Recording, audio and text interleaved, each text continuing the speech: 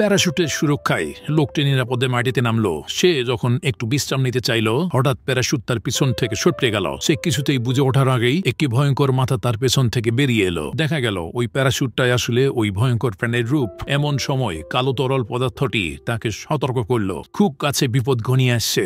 কোনো উপায় না পেয়ে দুজনেই আবার পালাতে শুরু করলো। চলতে চলতে হঠাৎ লোকটির চোখে পড়ল সামনে একটা বুনো ঘোড়া দাঁড়িয়ে আছে। কালো তরলের ইশারায় সে ঘোড়ার পিঠে হাত রাখতেই ঘোড়াটির গা ঢেকে গেল কালো তরলে। ঘোড়াটি হঠাৎ দুটো সুর বের করে লোকটিকে টেনে নিজের পিঠে তুলে নিল। এবার তারা দ্রুত নদীর ধারে পৌঁছালো। পানি খাওয়া শেষ হতেই একদল সশস্ত্র সৈন্য তাদের উপর হামলা করলো। ধাক্কায় লোকটি নদীতে পড়ে গেল। শত্রুরা আসলে ওই কালো তরলকে ধরতে এসেছিল। জালে আটকা পড়লেও কালো তরল মুহূর্তেই নিজেকে মুক্ত করে। এবার একটা মাছের গায়ে জড়িয়ে পড়ল, আর একটা বড় মাছ গিলে খেয়ে তাড়াতাড়ি জল ডুব দিল। তারপর এক ব্যাঙের শরীরে আশ্রয় নিয়ে শেষ পর্যন্ত সৈন্যদের হাত থেকে পালালো। মুভিটি যারা আগেই দেখেছেন তারা কালো তরলের নাম কমেন্ট বক্সে অবশ্যই লিখে যাবেন।